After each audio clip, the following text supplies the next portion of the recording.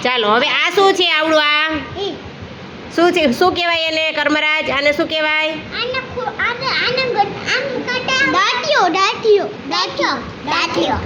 દાતરડું કહેવાય શું કહેવાય હા હવે દાતરડું શું કામમાં આવે હા ખોદવા માટે કાપવા માટે બરોબર એ ખેડૂતના બધા સાધનો છે ખેતી કરવા માટેના આને શું કહેવાય આને આને આને પાવડો પાવડો પાવડો કહેવાય શું કહેવાય પાવડો શું કામમાં આવે પાણી વાળવામાં પછી ધૂળને ખેહાવા માટે કાકરી છે ધૂળને એક સાથે આવી રીતે ખેહાવા માટે બરોબર પછી ખેડૂત બીજું કયું સાધન વાપરે જો આ શું છે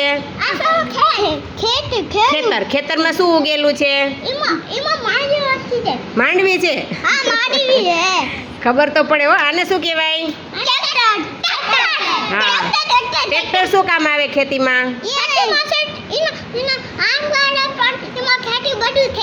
બધું થઈ જાય એમાં પાછળ ઓલું હોય ને ઓલા દાંતી ને એવું બધું વારાફરતી ફિટ કરવાનું વાવણી કરવી હોય તો એ દાંતી અલગ અલગ બદલાવી પછી એની પાછળ ઓલી